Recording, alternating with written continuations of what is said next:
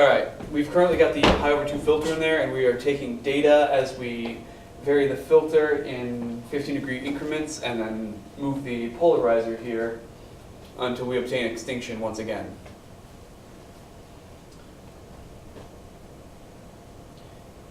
So at an angle of 230 degrees, we have extinction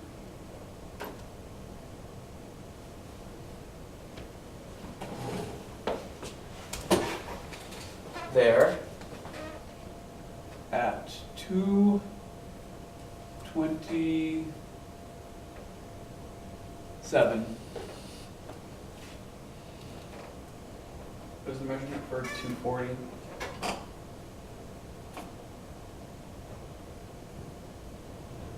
What's that? 240. That was 240. All right.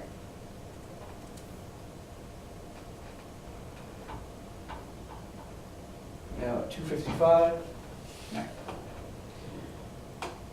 we extinction there at 235.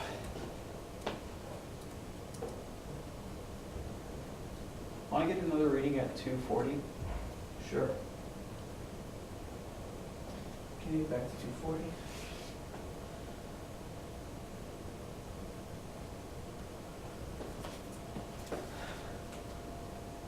Two 25.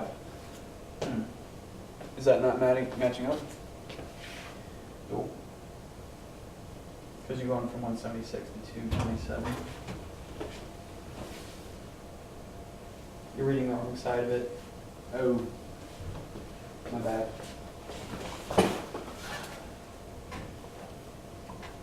No, I'm not. That's the side I've been reading. Here, I'll just go back a few and, so, starting at 210. Alright. Does everything make sense until, because even then, when you're at 255, numbers match, but 240 is the only one that doesn't.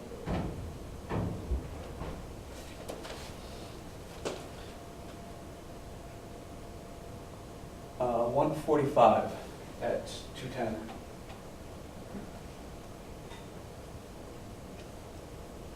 Okay, 215. This might be where I made a mistake. This is a half angle where we don't have a number on it.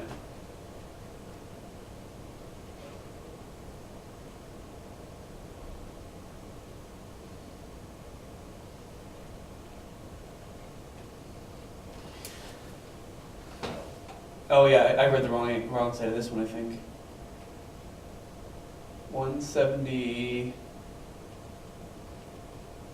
178. Right.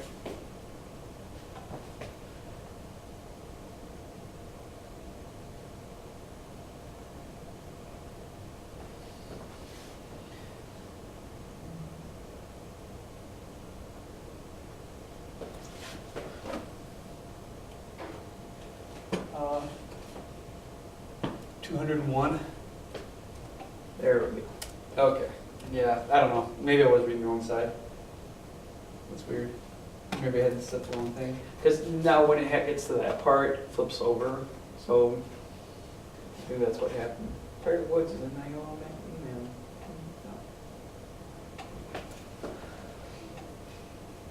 235. Perfect.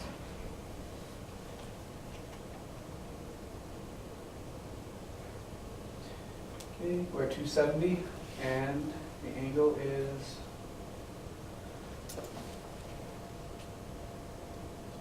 271. And we're going to continue taking data in this fashion.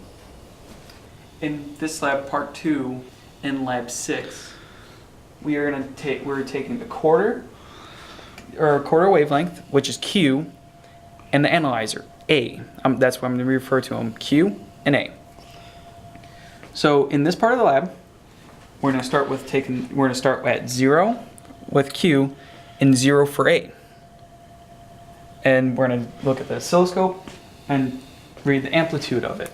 Now, when we adjust the measurements, the top part won't move, but the bottom part will. So that's where we're going to be taking measurements. Now, to start, for the A, we move it every 30 degrees. Doesn't really matter which direction, because it's going to go for the full 360. So we're going to go from 30, take the measurement, and then when we got that, then we're going to go another 30, take another measurement. Doesn't matter that the trigger's off. All you have to need to read is the amplitude. Doesn't matter about the period. And then again, once again, another 30 degrees.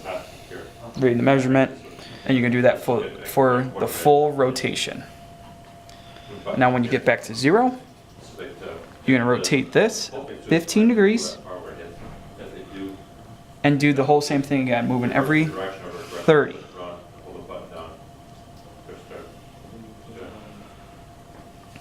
Now, you're going to do that until you're going to do that 15 degrees, 30 degrees, 45, 60, 75, and 90. And that should be all your measurements. Thank you. Alright, for lab number 6, part 3, in this section we're going to be analyzing the properties of a elliptically polarized wave. And in this one we have this component here, which is Q, the quarter, the lambda over 4 wave shifter. This one here, which is an unknown wave shifter, which we're referring to as D. And then this one right here, which is again the analyzer. Now, in this one, the method is to first